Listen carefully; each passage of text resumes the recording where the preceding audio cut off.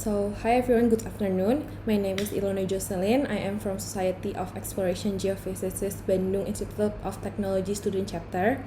Today I am going to be the moderator of this webinar. Today's title is Practical Seismic Interpretation for Petroleum Exploration, and our speaker is Professor Sigit Sukmono, IPU, from Bandung Institute of Technology. First of all, I want to thank you to Professor Sigit because Professor Sigit accepts our offer for being speaker in this event. Also, I want to thank you for all attendants for registering for this event and contribute donating to COVID-19 victims. If you still want to donate, you can go to bit.ly/pay as you wish. And in this event, Professor Sigit selling his book for 75,000 rupiah, and all the profit will be donated for COVID-19 victims by our team and bagi-bagi. Our webinar will be using bahasa, and that's all from me. Thank you. Jadi hari ini webinar kali ini akan dibagi beberapa segmen. Yang pertama adalah opening tadi, yang kedua adalah introduction, yang ketiga adalah short lecture, yang keempat Q&A session, dan yang kelima kita akan foto bersama dan closing juga. Jadi kita mulai aja ya untuk introduction-nya. Oke, ini introduction Profesor Sigit Sukmono, IPU. Jadi untuk education-nya Pak Sigit ini mengambil Bachelor of Science di Geologi di ITB, lalu mengambil Master Science in Applied Geophysics and Engineering Geology di ASEAN Institute of Technology, dan yang terakhir mengambil S3 di Applied Geophysics di Institute of Technology Bandung. Lalu current works-nya Pak Sigit ini, beliau sekarang mengajar undergraduate dan postgraduate mengenai seismic interpretation, seismic stratigraphy, seismic inversion, seismic attributes, dan reservoir geophysics. Lalu juga supervising buat thesis buat undergraduate dan postgraduate, supervising projects and research on seismic application for oil and gas exploration. Lalu chair of applied geophysics research group di Faculty of Mining and Petroleum Technology di 2012 sampai 2014. Dan dari 2014 sampai sekarang, beliau merupakan Chair of Exploration and Engineering Seismology di Faculty of Mining Petroleum Technology, lalu menjadi leading GGR atau Geology, Geophysics, and Reservoir teams for worldwide projects on oil gas exploration, dan yang terakhir menjadi leading instructors of worldwide trainings on seismic application for oil and gas exploration. Lalu professional affiliations and or activities and awards. Yang pertama, beliau menjadi external reviewer PhD dissertation di University Technology Petronas. Lalu beliau merupakan member di Society of Exploration Geophysics, Indonesia Petroleum Association, Indonesia Association of Geophysics, dan Indonesia Association of Geologists. Pada tahun 2014 sampai 2016, ia merupakan editor Journal of Engineering and Technological Science di ITB. Lalu pada tahun 2002, ia mendapatkan Best Research Awards dari Kementerian Riset dan Teknologi Indonesia. Lalu pada tahun 1999, ia mendapatkan International Scientific Publication Award dari Kementerian Pendidikan. Dan pada tahun 1998, ia mendapatkan Best Research Award dari Torrey Science dan Technology Foundation. Dan yang terakhir di tahun 1998, dia merupakan dosen teladan FTM ITB. Dan ini merupakan achievement dari Profesor Sigit Sukmono, IPU. 20 paper ia mendapatkan International Scientific Publication. Ia menuliskan dan mempublish 4 buku. Ia juga menjadi leader di 84 project dan studies team, dan ia menjadi leading instructor lebih dari 100 worldwide training on application of seismic methods in oil and gas exploration. Oke, Ilona, saya pikir sudah cukup. Ya. Iya. Terima kasih.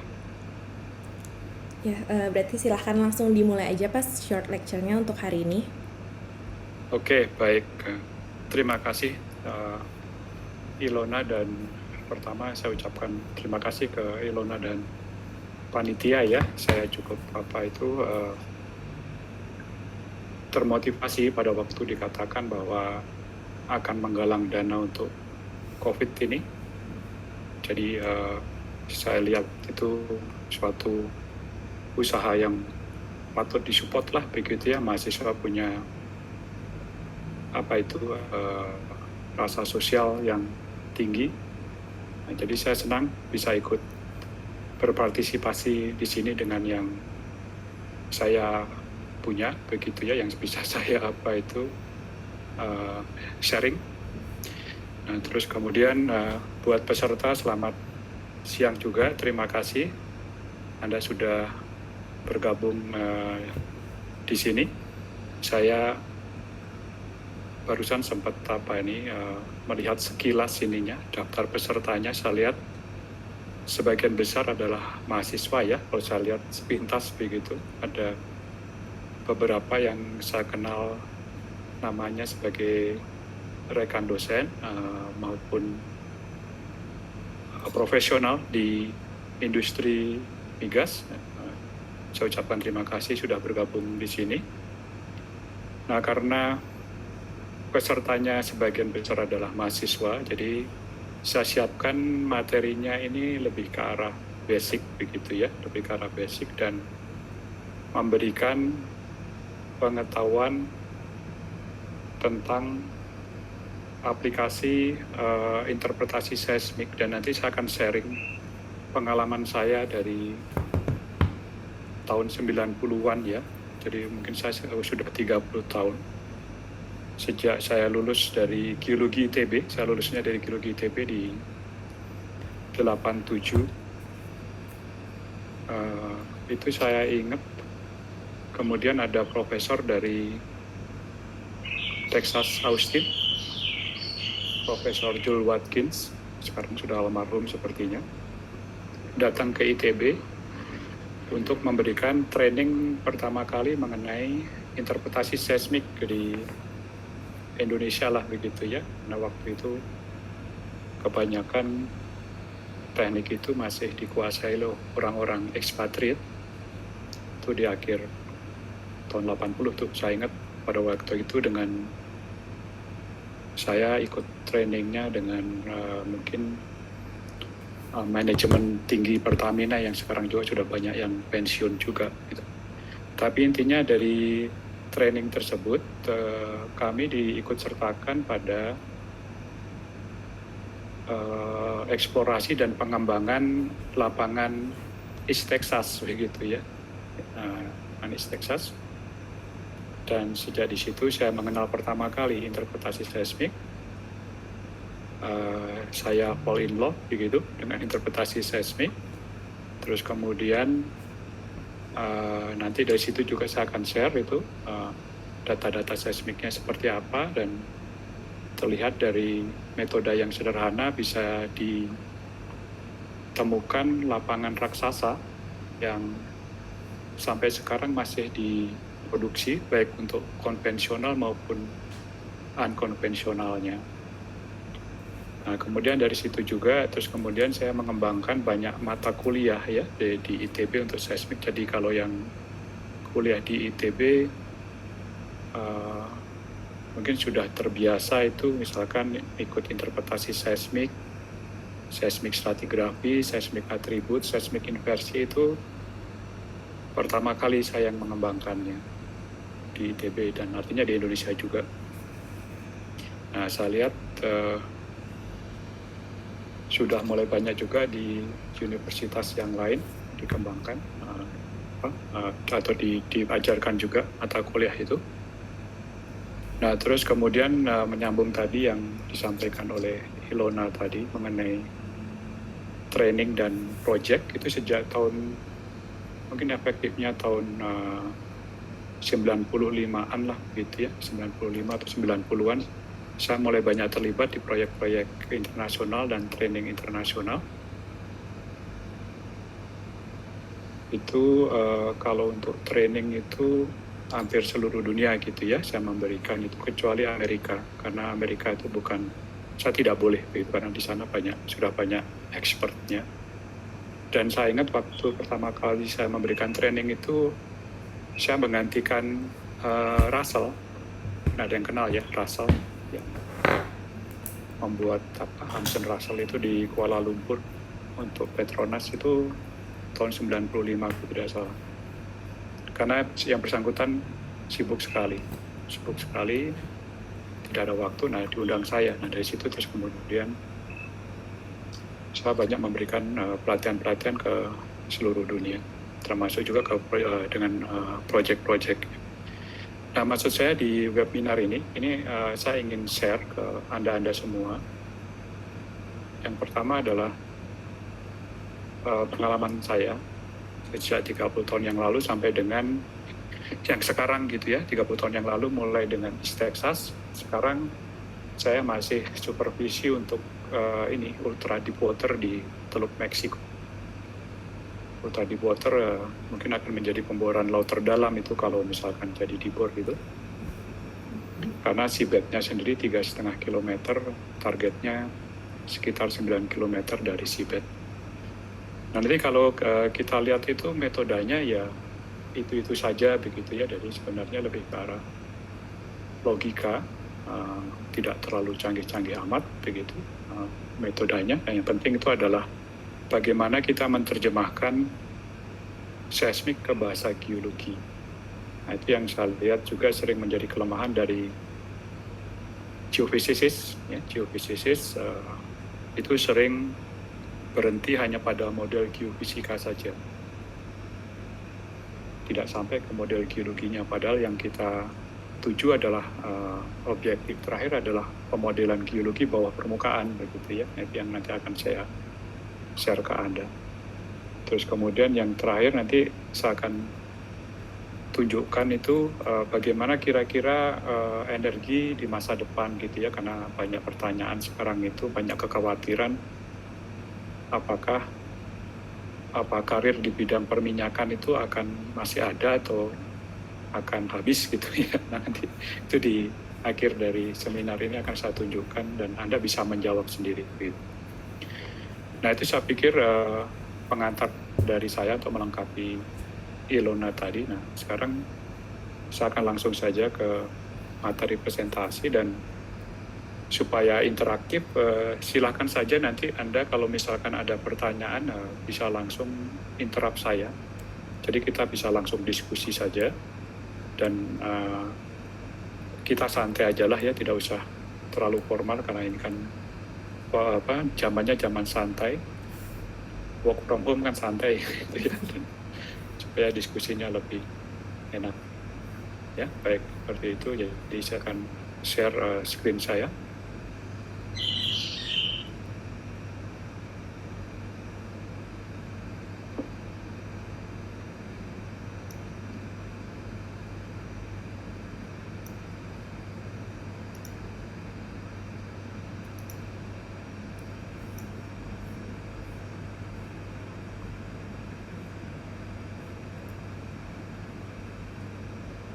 Oke, apakah sudah kelihatan slideshow saya?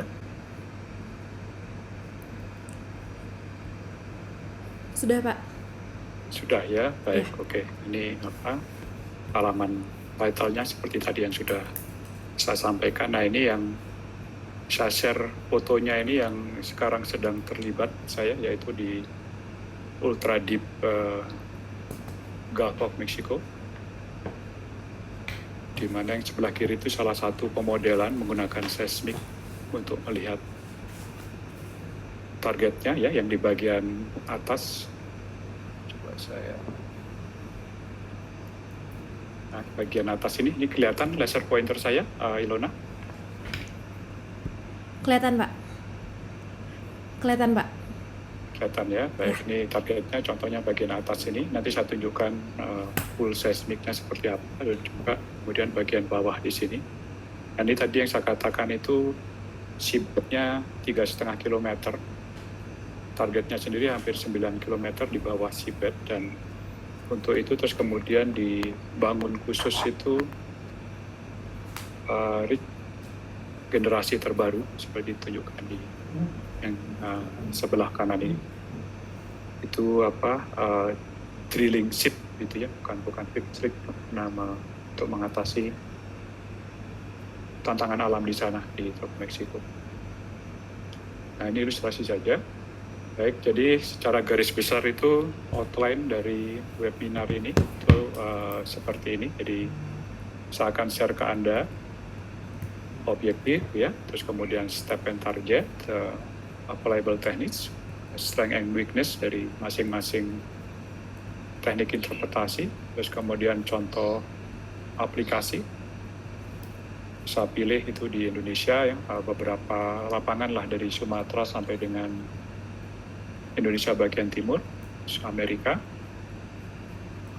Asia Tenggara, dan Middle East ya, dan yang terakhir adalah ringkasan mengenai strategi interpretasi yang smart and efficient gitu ya, smart and efficient interpretation.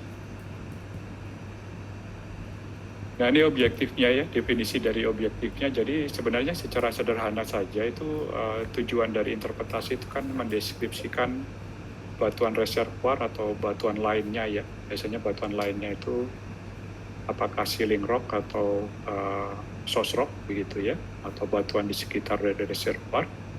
Karakternya menggunakan data seismik. Nah, kemudian untuk step dan targetnya itu biasanya dipisahkan jadi 3, yaitu yang pertama adalah delineasi dari geometrinya itu sendiri, terus kemudian deskripsi sifat fisiknya. Nah, itu sifat fisik yang utama itu biasanya adalah porositas, litologi, dan fluida pori. Kemudian yang terakhir itu adalah monitoringnya, pemantauan dari perubahan sifat fisik dari batuannya selama produksi dari reservoir tersebut. Nah, sekarang masalahnya adalah kalau kita lihat itu sangat banyak sekali ya tool seismik yang tersedia gitu. Dengan software yang ada sekarang itu bisa puluhan ribu ya teknik yang bisa kita terapkan untuk interpretasi itu. Nah, jadi pertanyaan utamanya adalah bagaimana memilih yang terbaik. Nah, itu pertama adalah tergantung kepada ketersediaan data. Ya. Pertama adalah tentunya data yang paling utama adalah seismik dan data sumur. Seismiknya apakah 2D atau 3D, terus kemudian amplitudonya itu preserve atau non-preserve, kemudian sumurnya itu apakah tidak ada sama sekali, atau jarang, atau banyak, begitu ya. Terus objektifnya apa, begitu? Apakah hanya untuk delineasi geometri saja, untuk deskripsi sifat fisik, pemonitoran, atau sampai semuanya, begitu. Nah, ini kita perlu untuk memilih itu memahami mengenai kekuatan dan kelemahan dari masing-masing teknik supaya kita tidak wasting time dengan nyoba semuanya gitu ya. Dan sering yang saya lihat itu kesalahannya adalah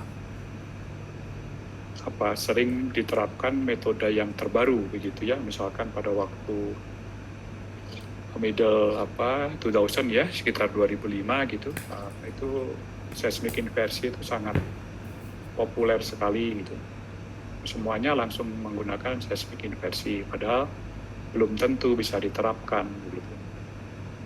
Nah, hal seperti itu yang harus kita pahami untuk bisa memecahkan masalah ini dan kita bisa melakukan interpretasi secara efisien untuk mencapai objektif kita. Nah, ini untuk sekilas mengenai sejarah begitu ya, sejarahnya begitu ya. Kalau kita lihat itu kan interpretasi seismik itu mulai dari tahun 60-an. Kemudian tahun 75 berkembang seismik stratigrafi bersamaan dengan atribut amplitudo, atribut kompleks. Kemudian time attribute ya, misalkan koherensi, iluminasi dan seterusnya itu di tahun 80 sampai dengan 2000. Nah, ini umumnya ini terutama untuk geometri.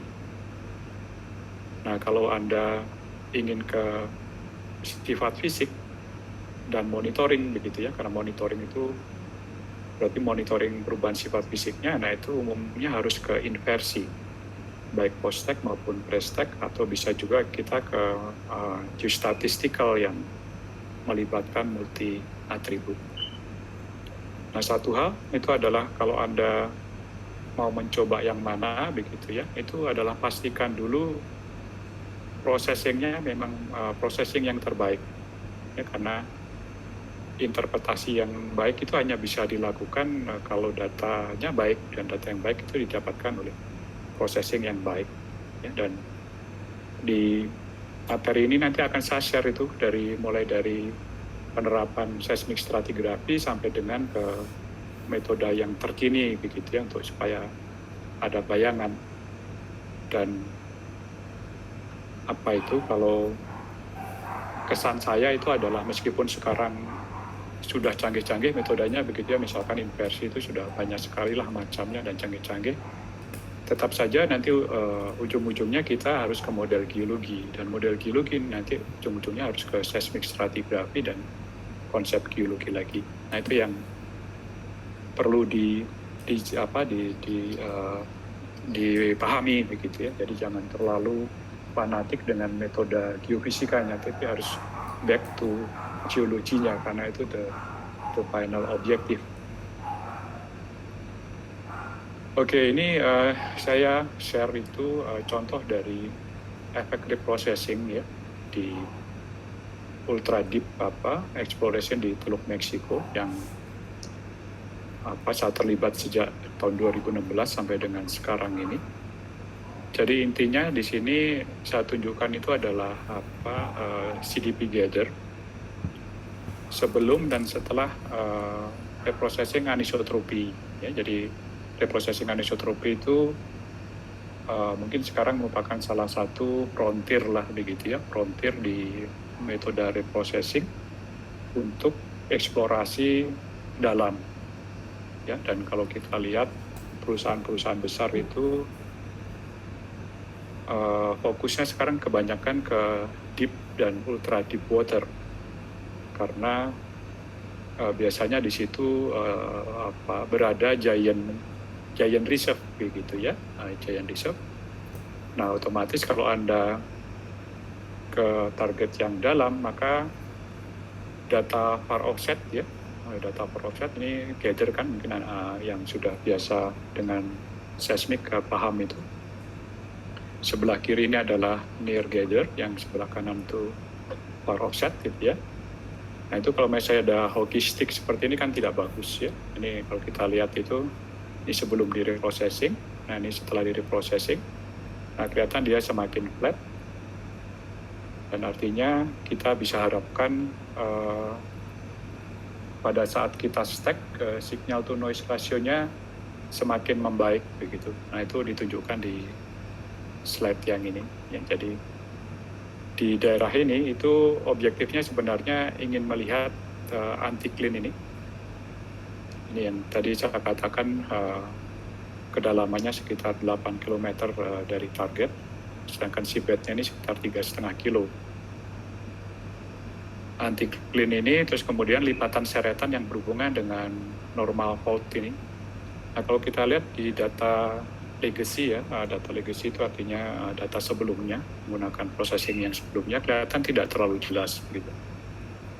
Nah setelah dilakukan reprocessing anisotropi, itu kelihatan ini ada lipatan seretan di sini, terus kemudian ada mega anti-clean di sini yang menjadi prime target di sini. Ya, terus kemudian ilustrasi berikutnya misalkan ini masih daerah yang sama. Itu kalau Anda lihat perbedaannya sangat besar sekali ya di daerah target di di middle di sini maupun di tipe section ya, antara yang sebelum dan setelah reprocessing ini.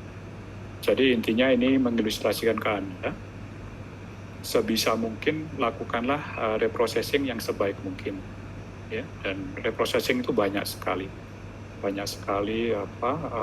jenisnya, masing-masing ada strength and weakness-nya gitu ya.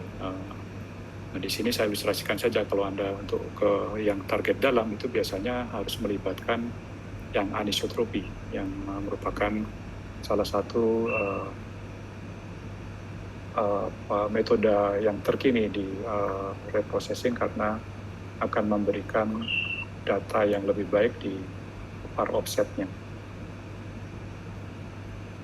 Ya, itu reprocessing. Nah, terus kemudian kalau Anda misalkan ke normal seismic, itu salah satu keunggulannya ya, itu biasanya normal seismic itu diterapkan kan pada saat-saat awal lah gitu ya. Keunggulannya kan kita tidak perlu melakukan persiapan atau processing ekstra lagi, tapi juga dia biasanya hanya untuk analisis geometri gitu ya. Geometri artinya biasanya sampai seismic stratigraphy saja.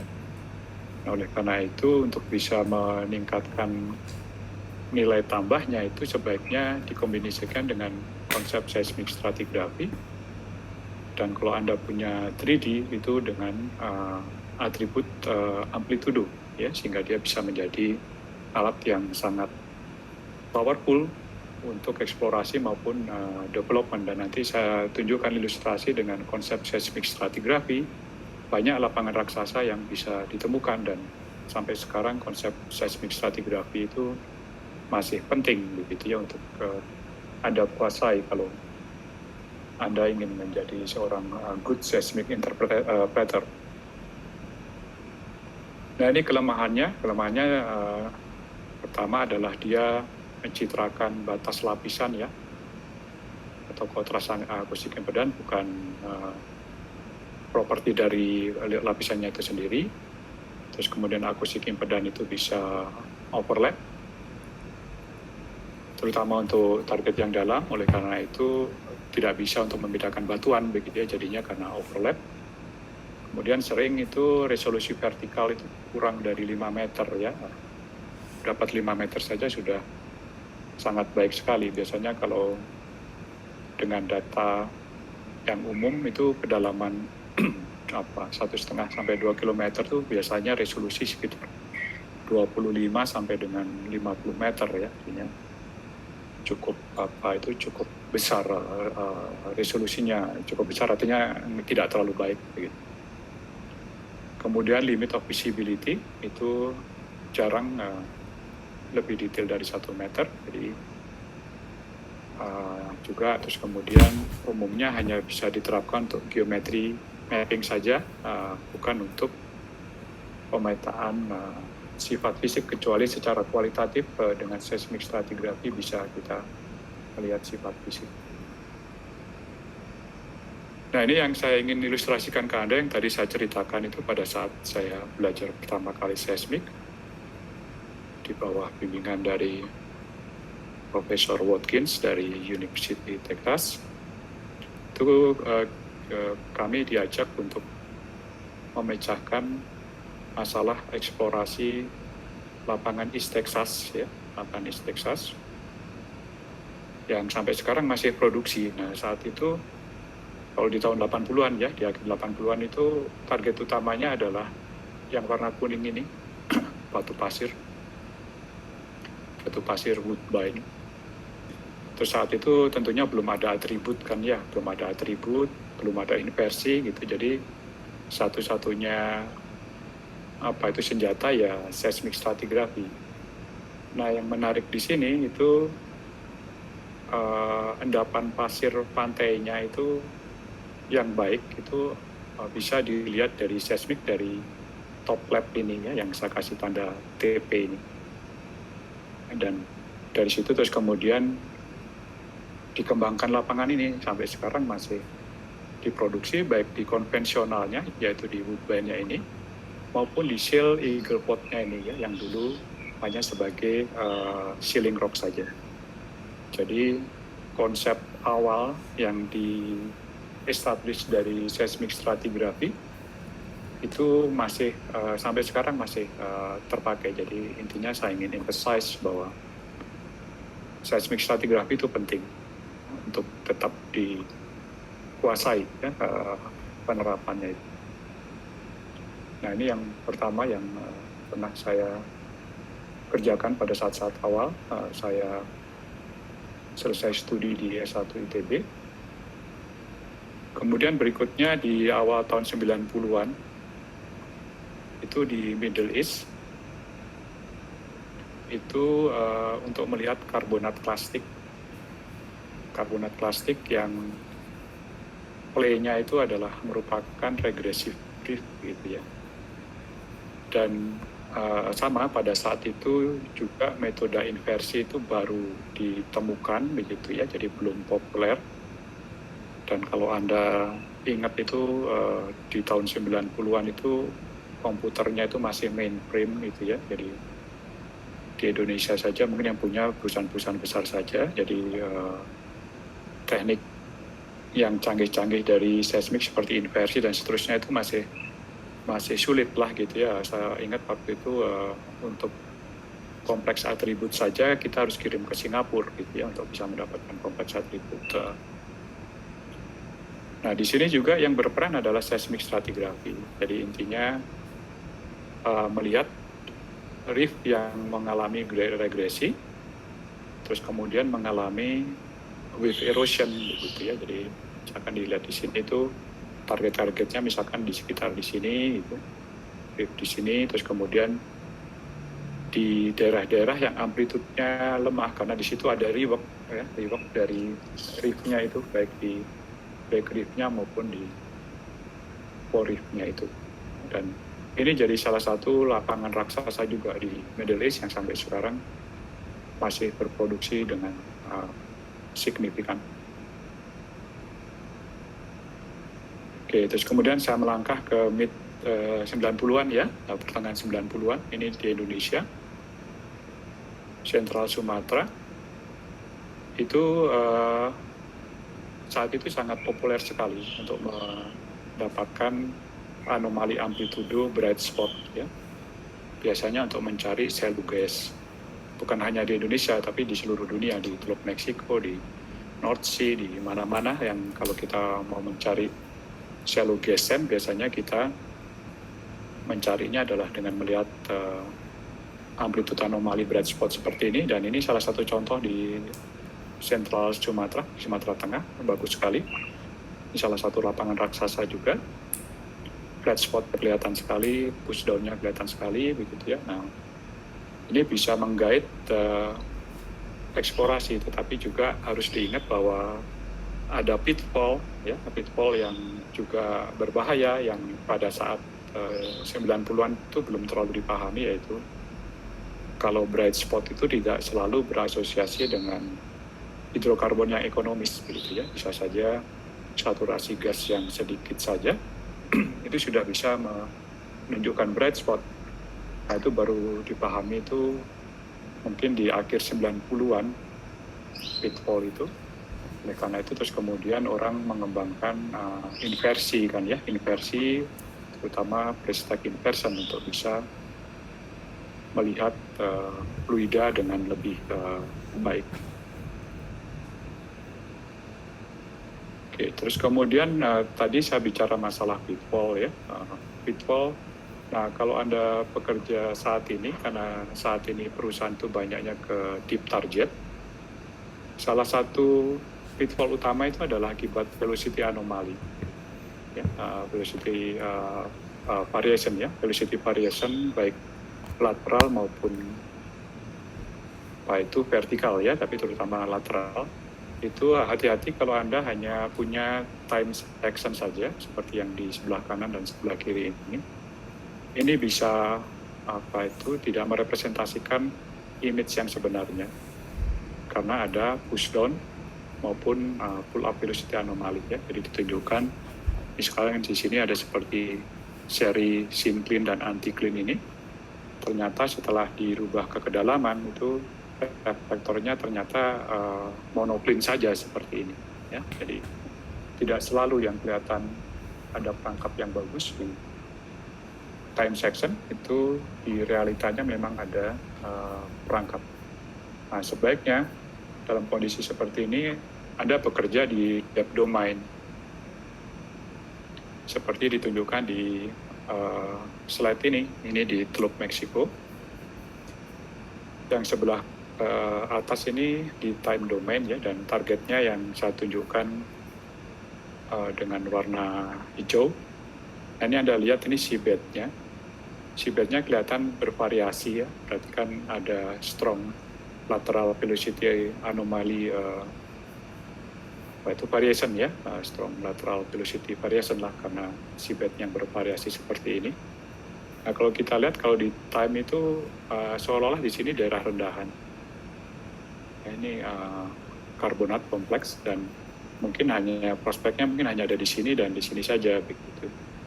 Tapi setelah kita rubah ke depth, nah ini kelihatan bahwa muncul satu kompleks platform karbonat raksasa yang tidak kelihatan di time section begitu ya. Jadi menunjukkan kembali apa pentingnya bekerja di depth domain kalau Anda bekerja pada daerah yang ada variasi kecepatan yang cukup kuat.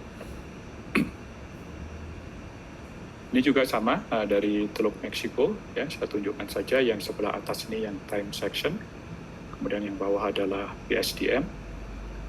Target utamanya itu sebenarnya kalau di sini itu adalah yang kotak biru ini, ya, dan Anda bisa bandingkan antara yang time dengan depth ini. Yang depth itu jauh resolusinya jauh lebih bagus begitu ya. Terus kemudian yang kedalaman ini kira-kira di sini nih kalau di visualisasi di sini. Kemudian yang shallow ini itu kira-kira di sini.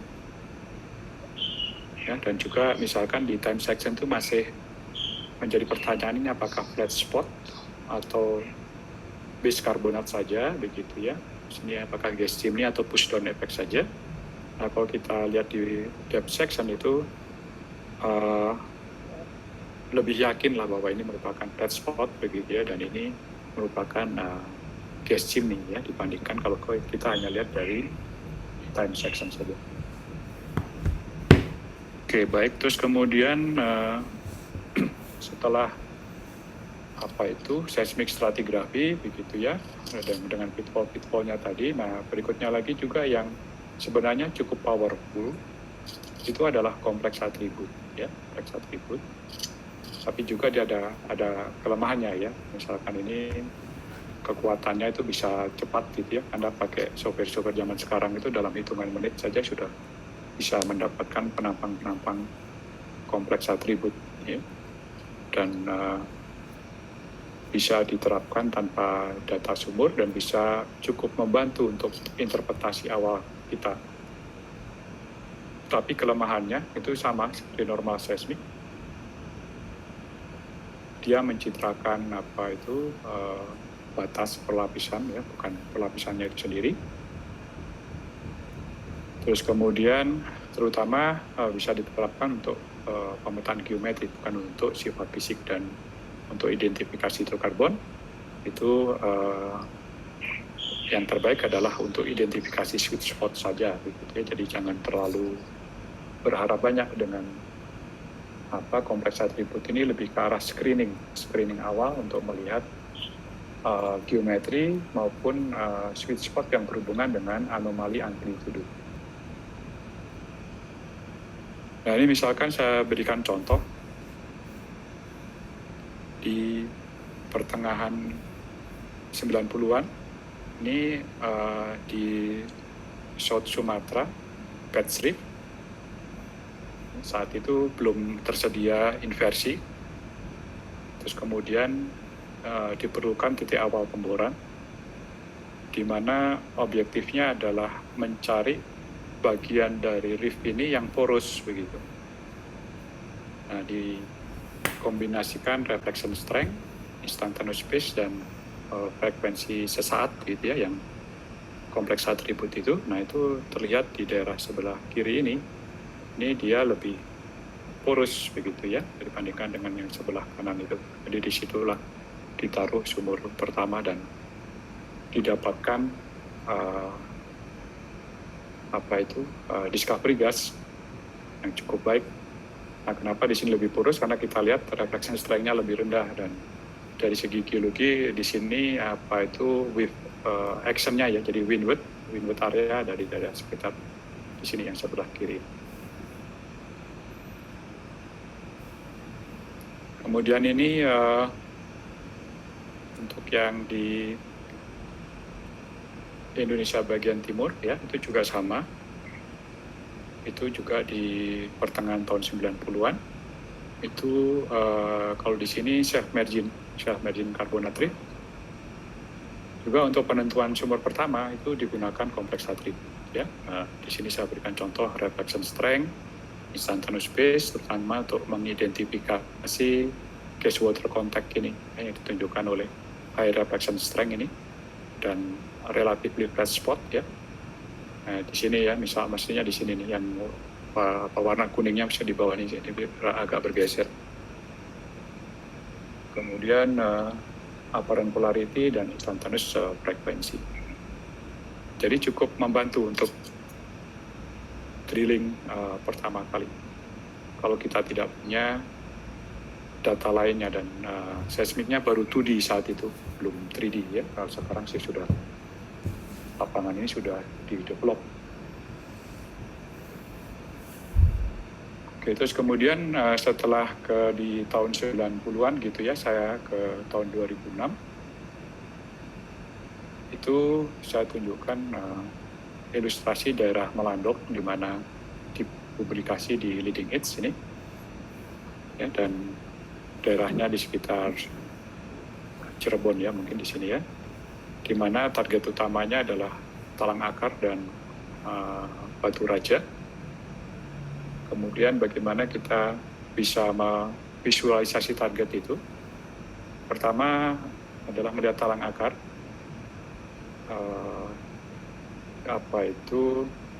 Talang akar terbentuknya di fasies apa begitu ya. Nah, itu pertolongan pertama menggunakan fasa sesaat gitu. Salah satu jenis dari kompleks atribut di flatten. Nah, itu terlihat di sini bahwa talang akar itu berhubungan dengan channel delta plane ya.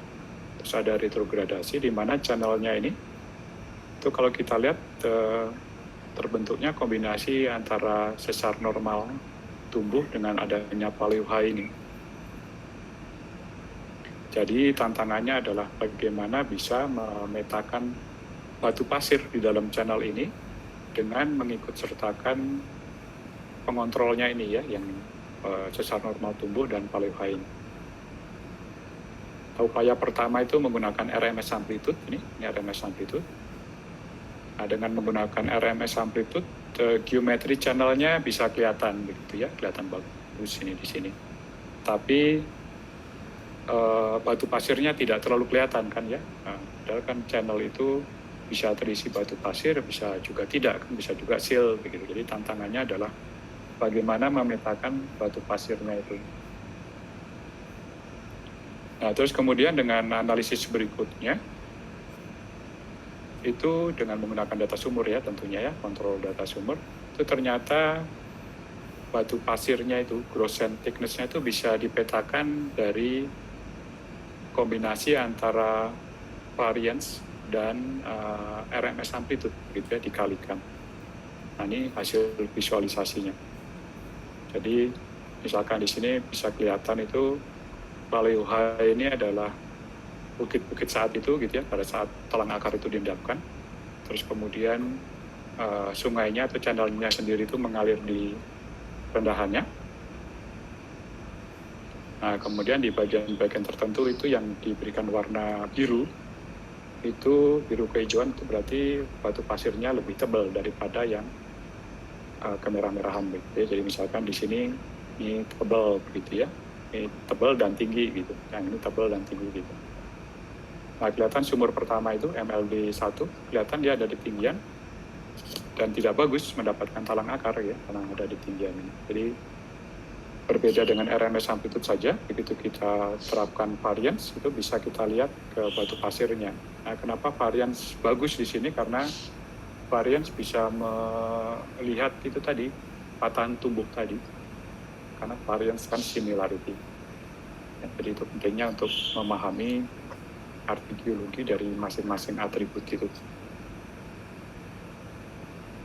Nah, ini untuk melihat batu raja ya, digunakan instantan space, misalkan dari seismic stratigraphy langsung kelihatan ini mounded structure di sini. Ini kemungkinan submerging reef gitu ya, yang ada sumber pertama ini. Terus yang sebelah utara ini adalah back reef-nya, kelihatan dengan paralel dan kontinu. Kemudian di sebelah selatannya adalah Berry Reef ya. Nah, terus kemudian juga dengan menggunakan cosine phase itu bisa sampai dengan dilihat gas water contact di batu rajanya ini ya. Ini kelihatan dari kembalikan dari positif ke negatif ya.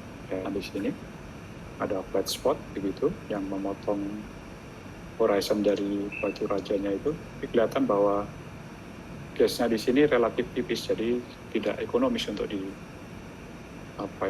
produksi. Nah, oleh karena itu fokusnya ke talang akar. Hanya talang akar di sini diisinya oleh minyak, jadi seismik tidak bisa melihat karena minyak, jadi seismik dipakai untuk melihat batu pasirnya tadi, untuk memetakan batu pasirnya tadi.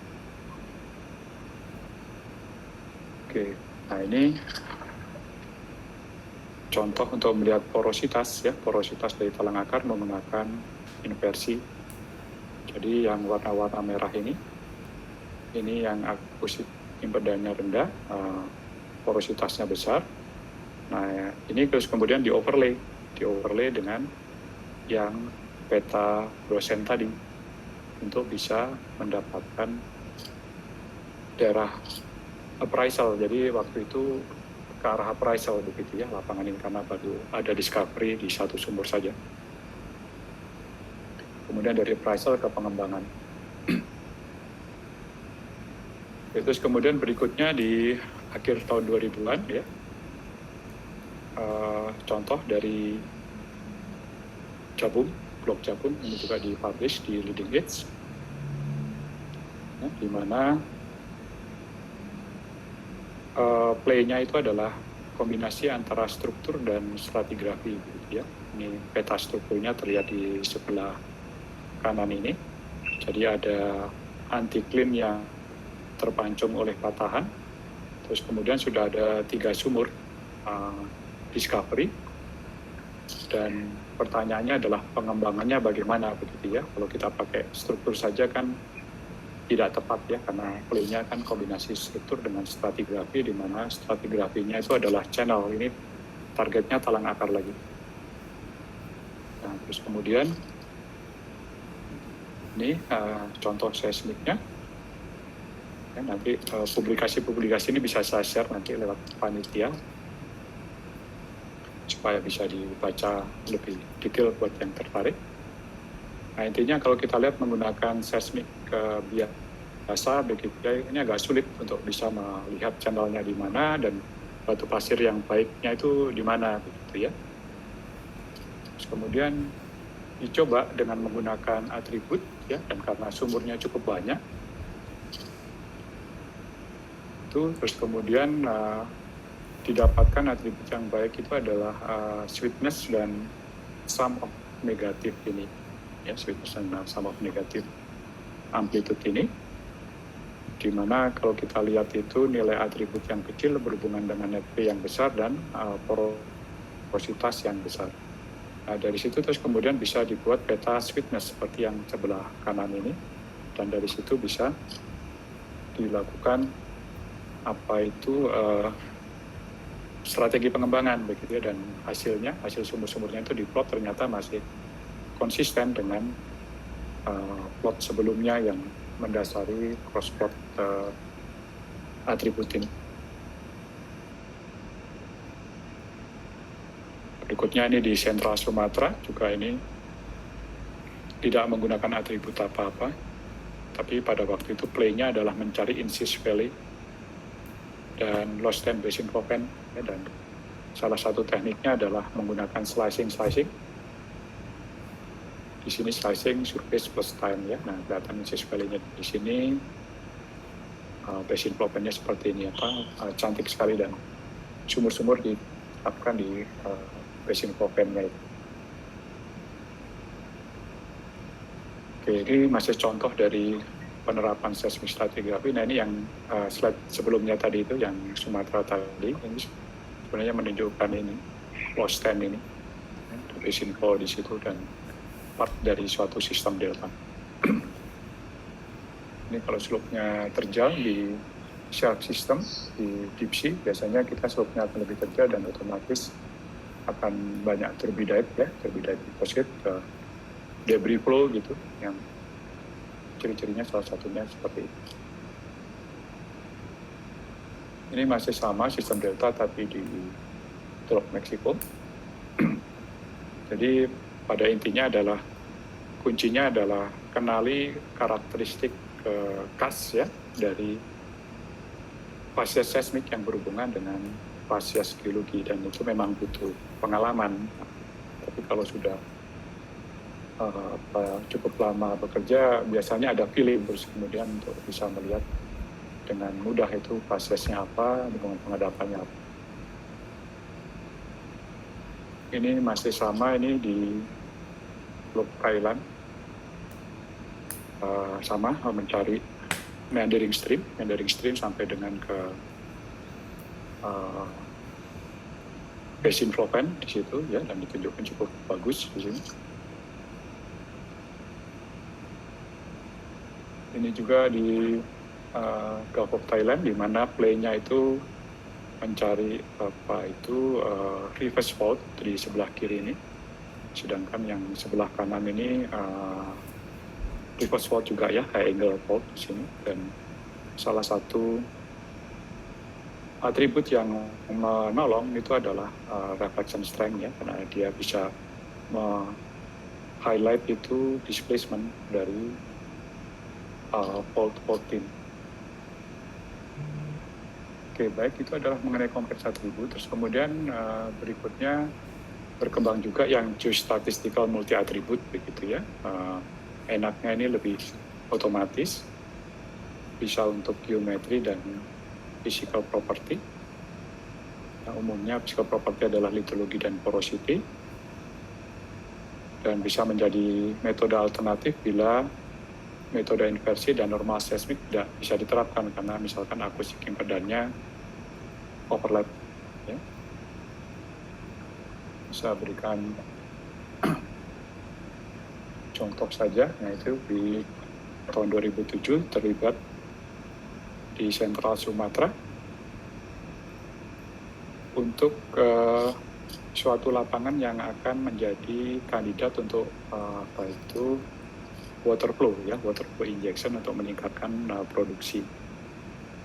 Ini sistem tracknya, jadi harus dipisahkan dulu sistem tracknya. Targetnya adalah loss transition track di sini.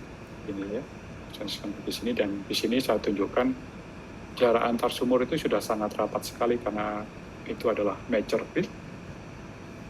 Nah, tantangannya adalah di daerah tersebut itu untuk yang bagian dalam ya, di targetnya itu di Siapas sama Bekasap yang di crosspot di bawah ini, itu akustik impedan dari sand dan seal-nya itu overlap.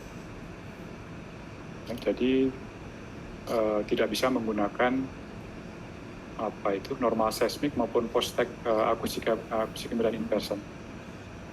Nah, saat itu pre-stack datanya belum available lah begitu ya, padahal perusahaannya sudah dikejar oleh jadwal dari rig-nya. Jadi karena yang tersedia hanya post-stack dengan data sumber yang banyak, dicoba multi atribut ini, statistical multi atribut ini.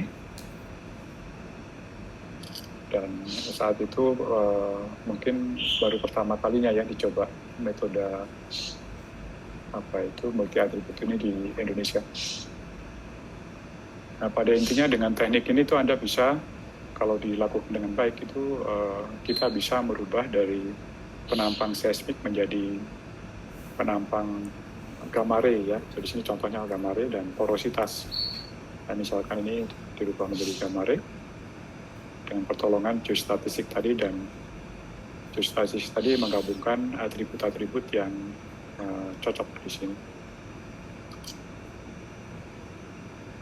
Nah, ini ditunjukkan di gambar ini ya, di paper ini tunjukkan yang sebelah atas itu normal seismiknya, sedangkan yang sebelah bawah itu hasil multi atributnya.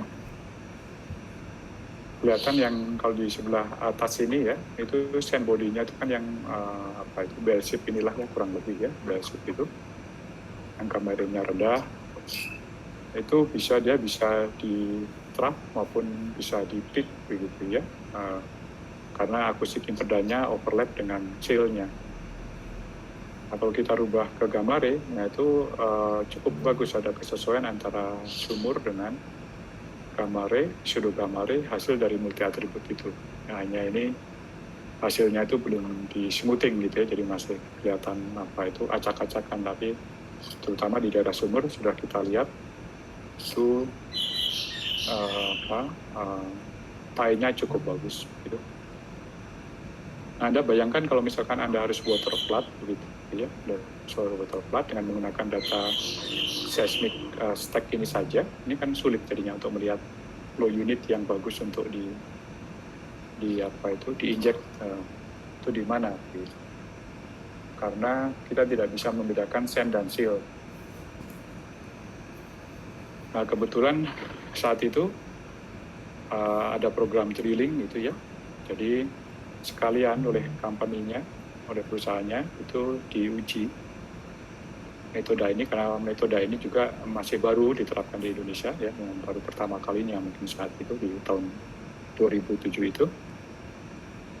Jadi pada lokasi-lokasi tertentu yang memang sudah ditentukan sebelumnya oleh drilling gitu, dilakukan infill well ini yang warna-warna kuning ini di antara existing well. Ya, ini lapangan yang sangat mature, ya, sudah untuk secondary recovery begitu, dan kalau Anda lihat antar sumurnya sudah sangat rapat sekali, makanya bagus untuk geostatistik multi atribut. Nah, terus dibandingkan hasil drillingnya ini dengan multi atribut begitu ya, yang dikasih warna shadow kuning ini. Nah, ini terlihat ciri khas dari interval yang menjadi kandidat dari water flow ini, itu adalah adanya variasi lateral yang sangat cepat sekali dari bodi batu pasirnya itu. Jadi misalkan di sumur 8B69 ini ada tebal batu pasirnya, tapi hanya sekitar 100 meter itu tipis gitu ya. Kemudian 100 meter lagi tebal begitu. Sama juga di daerah yang sebelah kanannya ini.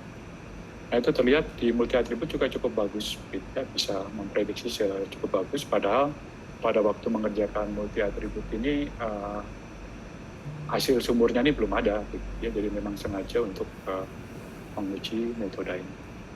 Nah, jadi intinya saya ingin menunjukkan ke Anda, kalau Anda punya data sumur yang cukup banyak, metode geostatistik ini cukup nolong begitu ya. Jadi kalau sumurnya rapat di kasus lapangan yang mature, tapi juga tidak selalu bisa berhasil, jadi harus dites, tes lebih terdahulu. Jadi ini merupakan salah satu alternatif. Oke, terus kemudian berkembang seismic inversion lah begitu. Ini satu subjek lagi yang cukup panjang, jadi saya tidak akan terlalu detail di sini, tapi saya berikan ke Anda contoh aplikasinya saja begitu ya, yang ini klasifikasinya. Jadi apakah Anda mau ke pre-stack atau ke post-stack inversion begitu ya. Kalau pre-stack itu biasanya untuk width sama litologi terutama, sedangkan kalau post-stack terutama untuk litologi dan porosity. Nah, di contoh terakhir ini saya tunjukkan integrasi semuanya begitu ya, dan yang saya ingin highlight di sini itu adalah ini hasil dari tesis S1. Nah, tesis S1, dan kalau saya lihat itu ya bisa ke skala internasional begitu ya, dan ini terbit di Pacific ya, meskipun sekarang sedang kami hold ya, karena ada masalah approval dari perusahaannya, tapi intinya sudah accepted, tinggal masalah approval datanya saja. Nah, di sini workflow-nya ini data di sini bahwa dikombinasikan semuanya untuk analisis shallow geohazard di Teluk Meksiko gitu, dan ujung-ujungnya adalah untuk membuat peta preliminary drilling hazard. Dan ini contoh-contoh hasilnya. Misalkan ini adalah seabed profile-nya, terus kemudian bagaimana kita bisa melihat seperti slump fault ya secara baik sekali. Ini masih menggunakan penampang seismik biasa, hanya divisualisasi saja dan juga dibantu dengan kompleks atribut. Ini yang sudah, yang ini adalah fasa ya, terutama visualisasi ya sangat membantu sekali untuk bisa melihat mana apa itu terjadi erosi, terjadi slump dan seterusnya di seabed-nya untuk mencari lokasi drilling terbaik. Nah ini mulai dikombinasikan gitu ya, kombinasikan dengan atribut kompleks yang lebih komplit lagi ya. Misalkan yang di sini itu adalah reflection strength, terus yang ini reflection strength juga ya, ini amplitude dan seterusnya untuk memetakan shallow geohazard ya. Misalkan di sini kita lihat ada soft sediment, ada longsoran dan seterusnya di seabed-nya itu. Ini menggunakan variance yang C ini, jadi sudah time atribut, yang A dan B itu shaded valid, time atribut juga untuk meng-highlight apa longsoran-longsoran, artinya daerah yang tidak stabil di seabed-nya itu, dan kita lihat cukup bagus ya, bisa mendeteksi fenomena-fenomena ketidakstabilan seabed dengan cukup baik di sini. Ini visualisasinya saja. Ya. Kemudian ini yang lebih detailnya begitu. Nah, ini jadi ini masih sama. Nah ini yang tadi menggunakan processing tadi ya, processing yang bagus tadi. Jadi kalau processingnya bagus sekali, yang kita bisa lihat itu sampai adanya boulder begitu ya, boulder dan bekas apanya itu longsorannya ya, tracknya itu, seabed score-nya itu masih bisa kita identifikasi menggunakan seismik kalau processingnya bagus ya, data acquisition dan processingnya bagus.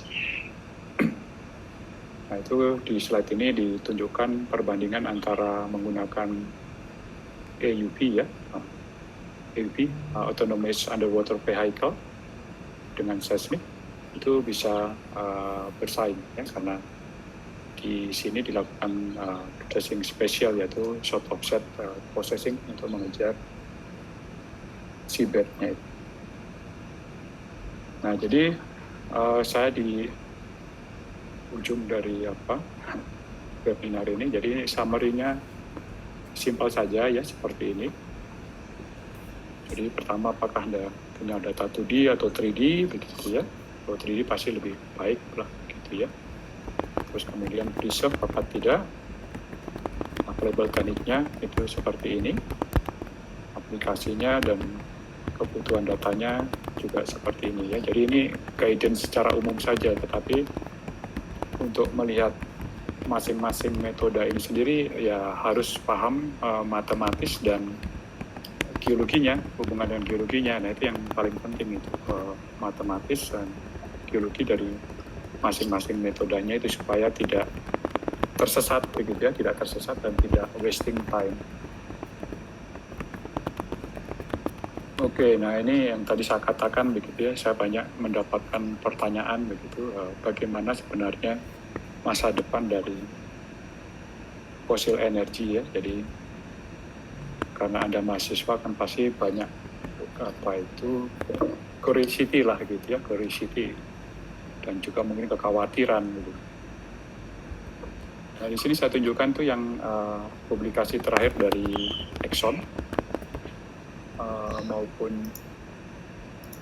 BP ya, ini Exxon, kemudian dengan BP itu sampai dengan 2040 kan masih 20 tahun lagi, jadi misalnya kan masih dalam waktu Anda juga gitu ya, itu oil dan gas ya, oil dan natural gas itu artinya dari fosil ya, gasnya bukan dari geothermal dimasukkan ke klasifikasi yang lain, itu tetap menjadi primadona gitu ya, artinya memang ada clean dan renewable energy, tetapi masih belum bisa memenuhi demand yang ada karena populasi semakin berkembang, industri semakin berkembang gitu ya.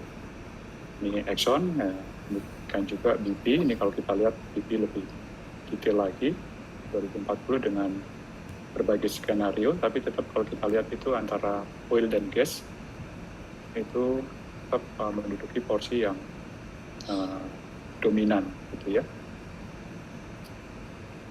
Kemudian di sini tunjukkan kalau dari primary energy demand ya, itu yang penting yang sebelah kanan ini ya, sebelah kanan ini kalau kita lihat oil dan gas masih tetap menduduki porsi yang dominan ya sampai dengan 2040. Nah, mungkin yang penting juga yang bagian tengah di sini gitu ya, bagian tengah di sini itu menunjukkan wilayah mana yang akan banyak membutuhkan energi ya, karena itu kan berarti berhubungan nanti dengan tempat Anda bekerja di mana begitu ya. Jadi kalau kita lihat itu di Cina, OECD, ya, terus kemudian India, other Asia, ini berarti termasuk Indonesia ya, tuh jadi bagian di sini tapi tidak terlalu mayoritas. Jadi intinya kalau saya lihat itu demand untuk exploration geophysics ya, terutama untuk yang fossil energy itu masih akan tetap besar, tetapi Anda harus bersiap bisa bersaing di internasional karena demand-nya ada di situ gitu. Jadi jangan terkungkung di Indonesia begitu. Dan pengalaman saya memberikan training banyak di luar negeri itu, saya lihat orang Indonesia itu tidak kalah begitu ya. Ini otaknya begitu. Jadi yang penting adalah bagaimana meningkatkan kemampuan komunikasi Anda dari bahasa dan tadi keunggulan-keunggulan dari metode-metode yang Anda akan terapkan di pekerjaan itu. Baik, saya pikir seperti ini, Bapak. Dari saya, silakan saya kembalikan ke Ilona ya. Ya, terima kasih banyak ya Pak Sigit untuk short lecture-nya kali ini. Buat teman-teman yang mau nanya atau berdiskusi bisa banget ketik mau nanya di kolom komentar, nanti saya perbolehkan untuk berbicara. Ya, sekarang sih udah mulai kalau misalnya ada yang mau tanya jawab langsung ke Pak Sigitnya. Atau masih pada bingung kali ya Pak? Oke, ya. Oke.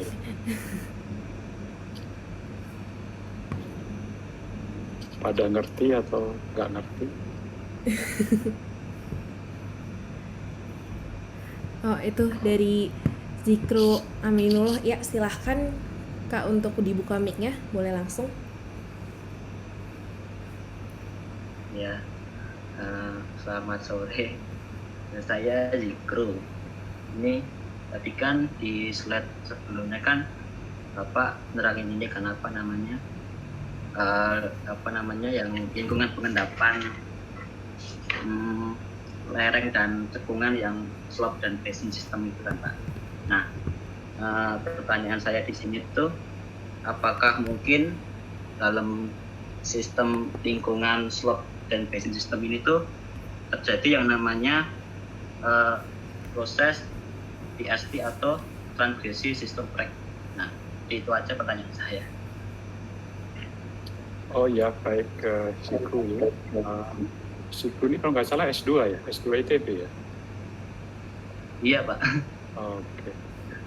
Iya, jadi kalau transgresi regresi itu bisa di mana saja, baik di slope, deep water maupun di slope yang shallow water ya.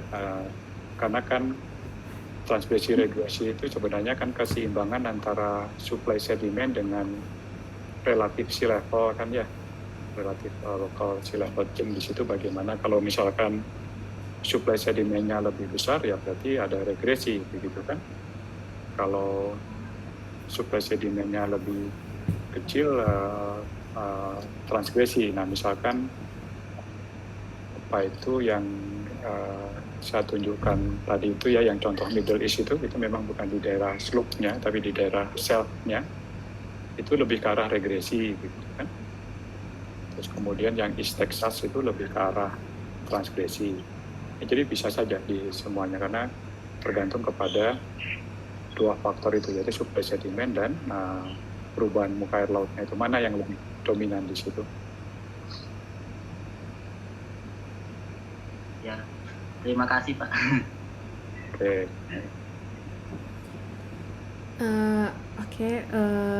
Terima kasih banyak ya Kak Zikru ya. Ini selanjutnya ada dari Pak Bagus Sabto. Itu kalau untuk hazard gas apakah ada juga efek bright spotnya Pak? Ya ada juga ya, hanya bedanya antara geohazard ya, shallow geohazard itu kalau gas itu biasanya ke gas hydrate ya. Gas hydrate itu bedanya dengan gas biasa itu, kalau gas hydrate itu kan sudah membeku. Ya, sudah membeku karena itu biasanya di deep water temperaturnya kan dingin sekali.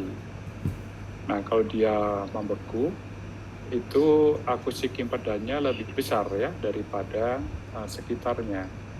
Beda dengan gas yang biasa yang tidak membeku, itu akustik impedannya lebih kecil kan ya.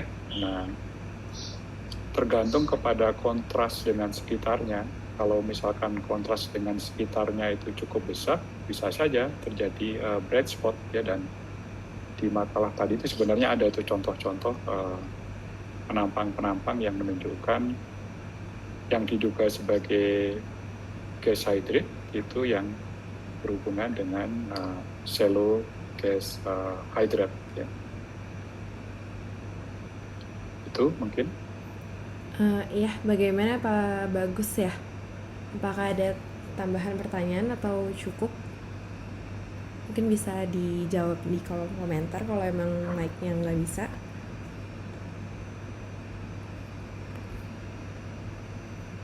Dan bagi teman-teman yang masih ingin bertanya masih bisa sih. Oh ini mungkin lanjut dulu aja kali ya Pak pertanyaannya ya. Ya silakan dulu. Ya, ini ada dari Renaldi Subangkit mau nanya terkait pengaruh tektonik activity dari suatu daerah terhadap petroleum system apa aja ya Pak? Apa ya Pak itu? Banyak sekali begitu ya. Jadi pertama kali Anda harus bisa melihat itu daerah tektoniknya apakah dia itu aktif atau pasif gitu ya. Yang biasanya dilihat pertama kali. Aktif itu kalau artinya stress sistemnya aktif kan, biasanya berhubungan dengan daerah subduksi gitu kan. Tapi kalau pasif itu biasanya kalau di Indonesia itu daerah backup basin. Nah nanti hubungannya itu pertama dengan sistem fault-nya itu sendiri. Ya, sistem fault-nya itu sendiri. Kalau di daerah aktif pasti hubungannya fault-nya kebanyakan dengan fault yang compression kan ya. Apakah itu reverse atau thrust gitu, sesar naik atau sesar rendah. Sedangkan kalau yang di backup yang pasif itu mungkin ke arah strike slip, range atau normal faulting, itu yang pertama. Jadi hubungannya dengan faultingnya itu, nah sering faultingnya itu juga berperan untuk migrasi kan ya.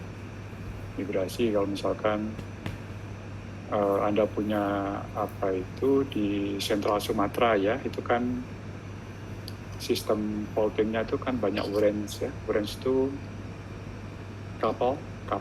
sistem couple, strike slip, kombinasi dari strike slip. Nah itu dari source rock itu naik ke atas itu melalui sindrift faultingnya itu. Jadi jalur migrasinya di situ. Terus kemudian bisa juga berhubungan dengan maturity kan, dengan gradien apa itu geothermalnya gitu ya. Nah, daerah yang aktif biasanya kan juga akan berhubungan dengan banyaknya vulkanisme, aktivitas vulkanisme pada saat diendapkan ataupun setelahnya begitu kan, itu akan berhubungan dengan kematangan organiknya dan seterusnya. Jadi cukup banyak kaitannya itu.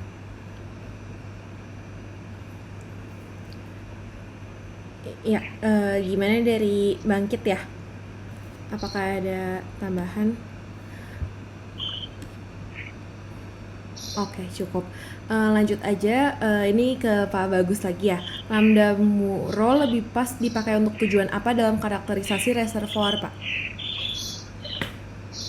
Iya, Pak Bagus ya. Jadi lambda Muro itu kan termasuk phase-stack inversion ya, phase-stack inversion di mana kita mengejar incompressibility kan ya, lambda itu incompressibility, terus kemudian mu itu shear modulus kan, rigidity, rho itu density ya. Jadi itu pengembangan dari AVO sebenarnya ya, pengembangan dari AVO. Nah,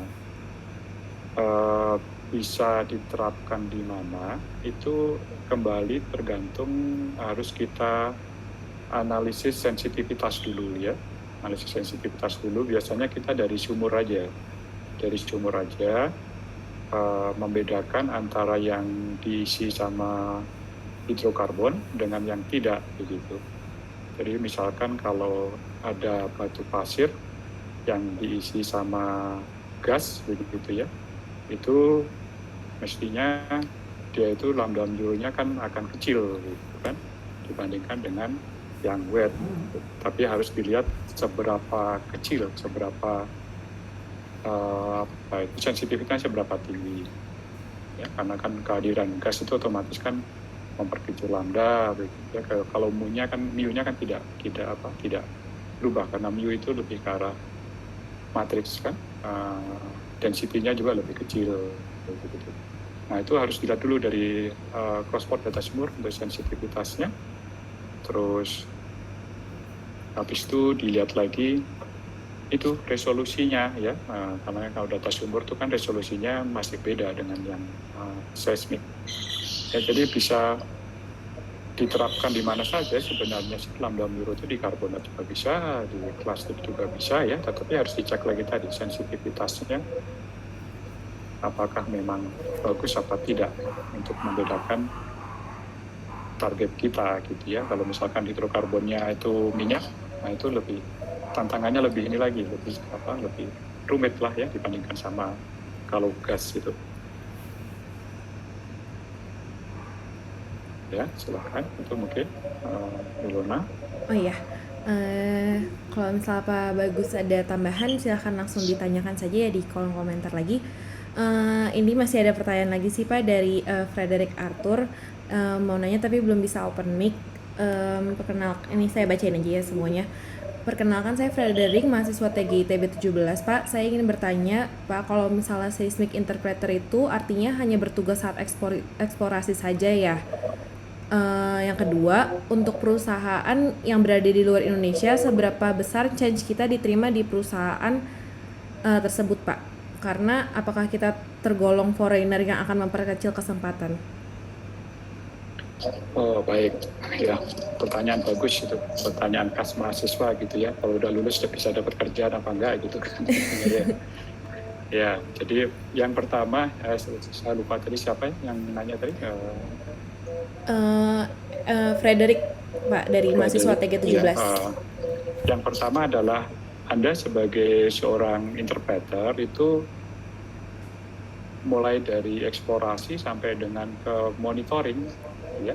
Eksplorasi kan biasanya tahapan lapangan minyak itu kan eksplorasi, appraisal ya, kalau ada discovery, kemudian appraisal terus kemudian ke development terus kemudian ke produksi gitu ya, dan produksi itu bisa ke secondary produksi. Nah, secondary produksi itu biasanya membutuhkan monitoring. Nah, itu bisa semuanya geofisik dibutuhkan ya, interpreter itu dibutuhkan. Tapi tergantung sama company-nya sendiri begitu loh ya. Kalau company yang besar ya, misalkan company yang di Teluk Meksiko atau North Sea itu monitoring itu biasa sampai ke time lapse ya, itu biasa begitu. Tapi kalau kita di Indonesia itu karena kebanyakan di onshore ya, di onshore itu agak sulit itu monitoring. Dulu pernah diterapkan oleh Caltex ya, yang sekarang Chevron, tapi terus kemudian tidak terlalu ekonomis lah ya. Jadi tapi pada intinya Anda bisa sampai dengan ke arah produksi begitu. Terus kemudian kesempatan pekerjaan di luar ya. Kalau saya lihat sih itu cukup besar ya ke depannya. Kalau kita lihat lagi tadi itu kebutuhan atas fosil energi itu masih besar ya. Jangan dilihat sekarang. Kalau dilihat sekarang kan memang harga minyak lagi kacau ya. Dulu sama sebenarnya pada waktu saya lulus S1 itu 87, 88 lah ya, 87 akhir itu saya lulus S1 itu harga minyak anjlok sekali. Tapi kemudian setelah itu 5 tahun itu meningkat ya, dan terus begitu. Dan kalau Anda browsing itu ramalan harga minyak itu bisa ke 70 sampai 100 dolar lagi ya per barelnya. Mungkin bisa, mungkin tidak, tergantung banyak hal lah harga minyak itu ya. Jadi kalau yang slide tadi yang saya tunjukkan tadi itu bisa jadi acuan lah bahwa memang fosil energi itu masih tetap dibutuhkan ya. Nah terus kemudian kalau kesempatan di luar negeri seperti apa itu sebenarnya tergantung kepada kemampuan Anda sendiri gitu ya. Kemampuan Anda sendiri itu apakah bisa bersaing dengan yang lain apa tidak ya. Jadi tadi saya katakan begitu, di training saya itu saya pernah melatih orang mana, Amerika pernah banyak gitu ya, orang Eropa banyak, mana Jepang banyak gitu ya. Tapi kalau saya bandingkan dengan mahasiswa, karena materi training saya ya kuliah saya gitu ya, kuliah saya itu yang saya jadikan materi pelatihan di luar negeri itu, problem setnya juga sama dan seterusnya. Itu yang mahasiswa yang tidak punya pengalaman itu bisa bersaing. Ya, dan itu saya observe gitu, dan itu apa adanya begitu. Nah itu yang saya pikir merupakan keunggulan dari kita ya, dan keunggulan dari kita itu adalah tadi itu yang harus tetap dipegang itu, Anda jangan detach dengan geologinya ya, kalau Anda sebagai seorang geophysicist gitu ya. Kalau Anda sebagai seorang geologis juga jangan detach. Detach itu apa ya? Terlewat ya, terpisah dengan geophysics-nya. Karena Anda harus combine dua tool itu dengan baik sekali.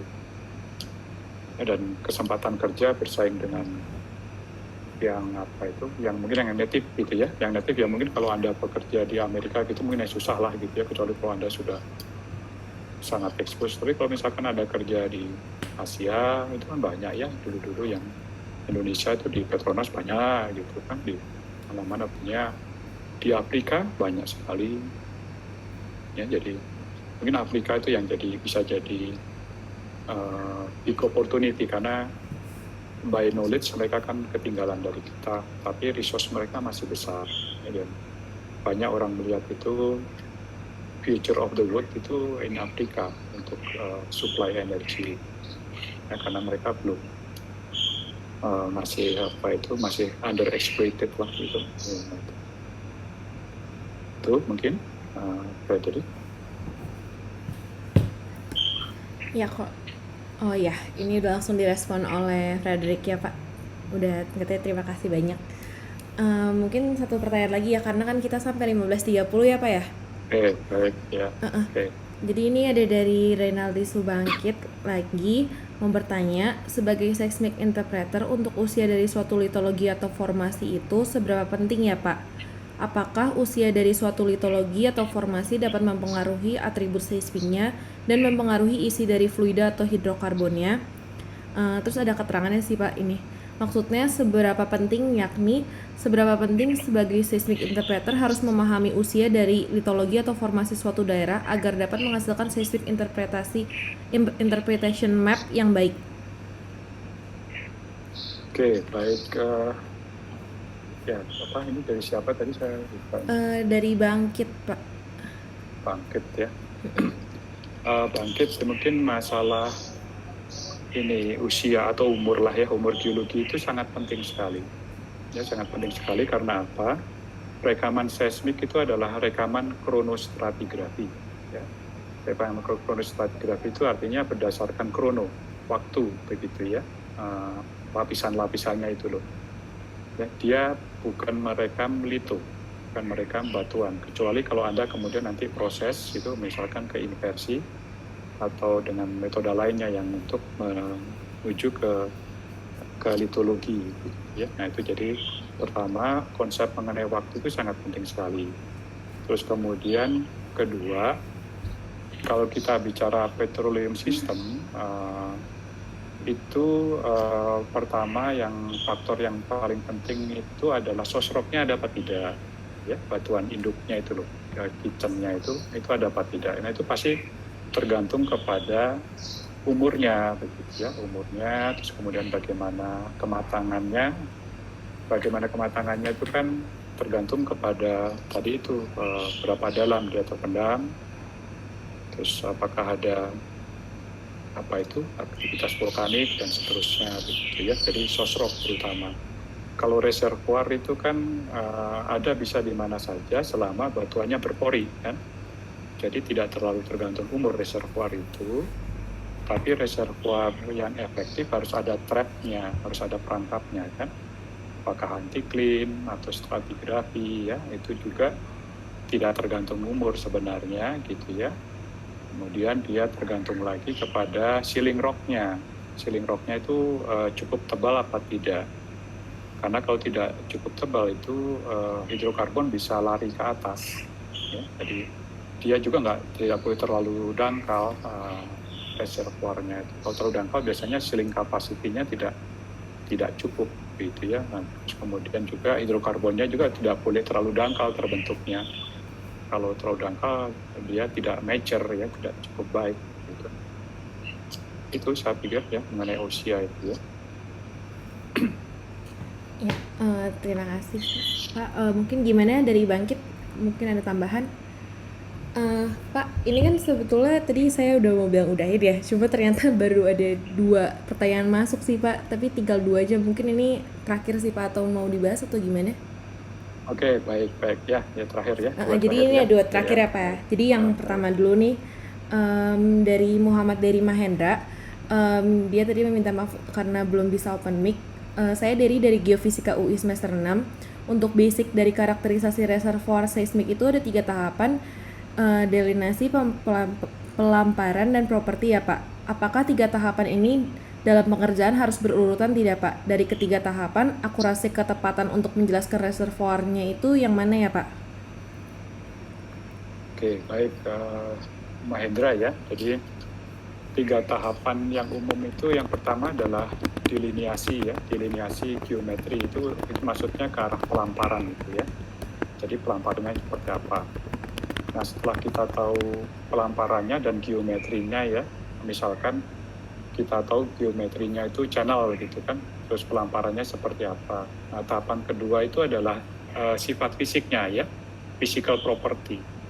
Itu misalkan porositasnya bagaimana, kandungan fluidanya apa ya. Nah, itu properti. Jadi yang kedua properti. Nah yang ketiga baru monitoring, pemantauan. Itu pemantauan kalau misalkan fluida itu diproduksi, itu apakah ada perubahan akustik impedan misalkan seperti itu ya. Jadi 3 tahapan seperti itu. Terus kemudian apakah 3 tahapan ini harus berurutan atau tidak? Iya, kalau Anda bergabung dengan suatu perusahaan, artinya yang dikerjakan perusahaan minyak pasti harus berurutan seperti itu gitu ya. Mulai dari eksplorasi kan biasanya urutannya itu eksplorasi ya. Eksplorasi. Nah, eksplorasi itu tergantung kepada seismiknya dan alat untuk interpretasinya itu ya, kalau misalkan alat interpretasinya itu dan seismiknya bagus gitu, mungkin Anda bisa sampai tahapan kedua gitu kan, sampai deskripsi sifat fisik. Tapi kalau tidak, misalkan di laut di Indonesia bagian timur lah yang lautnya dalam-dalam itu sampai sekarang kan perusahaan itu masih enggan untuk 3D. Itunya adalah 2D gitu ya, masih 2D seismik gitu kan. Nah, 2D seismik Anda bisa juga inversi, bisa atribut ya, stratigrafi.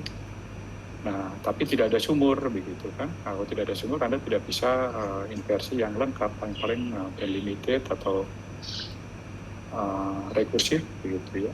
Itu bisa sampai ke properti bisa ya. Tapi untuk monitoring itu setelah ada produksi gitu ya. Jadi secara teoritis ya 3 tahapan itu harus dilakukan oleh suatu perusahaan, tapi tidak harus perusahaan itu mulai dari awal gitu loh ya. Bisa aja kan ada satu lapangan yang ditawarkan ya sama pemerintah misalkan, dimanapun juga di seluruh dunia.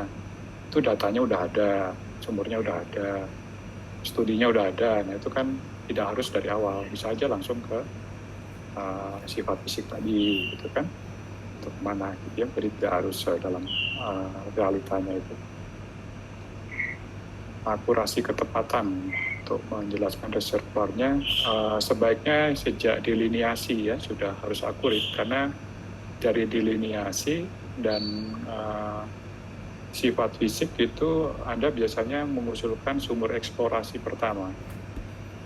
Kalau sumur eksplorasi pertama Anda discovery, baru kan ke appraisal ya. Appraisal itu untuk melihat apakah ekonomis untuk diproduksi apa tidak. Kalau discover itu Anda menemukan saja gitu kan, menemukan hidrokarbon. Habis itu appraisal nanti harus ke volumenya, volume hidrokarbonnya berapa dan apakah ekonomis diproduksi apa tidak. Ya, jadi sebaiknya sejak awal masalah ketepatan reservoirnya itu ya saya pikir ya Hendra ya. Ya, silakan, masih ada lagi Ilona. Oh ya, gimana Dery nanti bisa, udah langsung, terima kasih Pak katanya. Ini satu lagi ya, dari Kak Razib, dari alumni udah lulus. Ini langsung saya bacakan aja pertanyaannya. Apabila kita dealing dengan deltaic facies, coal lebih dominan di seismik. Secara AVO, coal dan gas sand punya respon yang mirip. Selain itu, acoustic impedance juga tidak bekerja. Untuk elastic property lain juga tidak seberapa baik membedakan reservoir dan non-reservoir. Apakah metode yang tepat selain geostatistik dan multi atribut? Baik ya, ini pertanyaan yang bagus ini. Saya pikir ini actual problem ya. Ini kalau saya lihat di Mahakam ya, masalahnya seperti itu ya. Jadi banyak sekali batu bara begitu ya di atasnya itu, terus kemudian bagaimana caranya membedakan dengan hidrokarbon lah begitu ya. Nah, ini kalau Anda hanya rely dengan menggunakan konsep seismik agak susah begitu ya, agak susah. Jadi Anda harus banyak gabungkan dengan geologi konsepnya itu ya, dan keunggulannya di situ setahu saya sumur banyak di situ ya ininya, dan itu harus bisa dimanfaatkan, dicoba pada daerah-daerah tertentu ya. Coba daerah tertentu, saya kurang tahu daerah Anda pastinya di mana, tapi ada pada mungkin Anda sudah ke daerah transisi mungkin ya, transisi ke sponsornya mungkin ya, makanya Anda mendapatkan masalah seperti ini. Kalau Anda sedikit ke arah dalam itu tidak terlalu sulit sebenarnya untuk melihat apa itu reservoirnya itu gitu ya, reservoirnya, terus kemudian hidrokarbonnya. Tapi karena Anda di daerah transisi sampai dengan onshore banyak terganggu oleh pool itu, nah mungkin ya satu-satunya cara Anda harus banyak melibatkan sumurnya ya, sumurnya. Coba dengan multi atribut begitu ya, apakah bisa apa tidak, tapi harus dites dulu, bisa membedakan dengan batu bara apa tidak, gitu ya. Nah, itu saya tidak bisa memberikan jawaban yang pasti karena harus lihat seismiknya ya, harus lihat seismiknya dan sumurnya, terus kemudian dilakukan analisis sensitivitas. Mungkin nggak cukup dengan data sumur, mungkin Anda harus ke rock fisik ya, rock fisik ke core-nya untuk bisa melihat elastic property apa yang bisa dipergunakan di situ ya, karena memang cukup sulit ini problem yang dipunyai Rajib ini.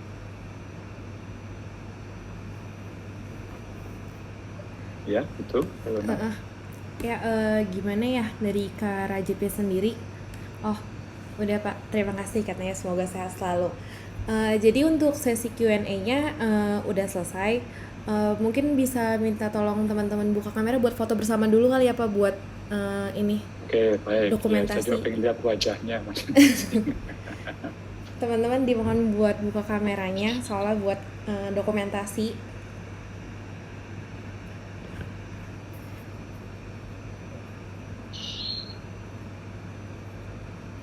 Nanti dari pihak SIG-nya bisa tolong ini ya, dihitung ya, Hana. Iya. Oke, buat teman-teman yang udah open cam bisa mulai senyum ya.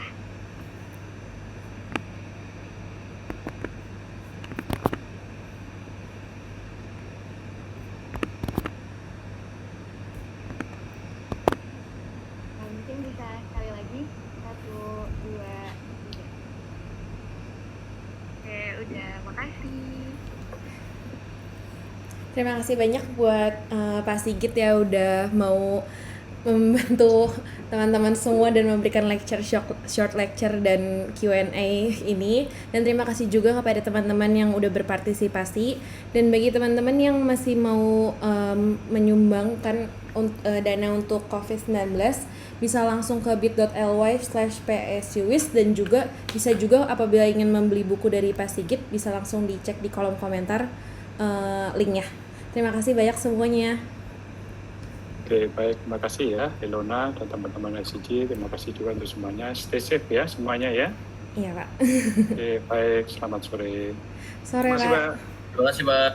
Mari, selamat sore.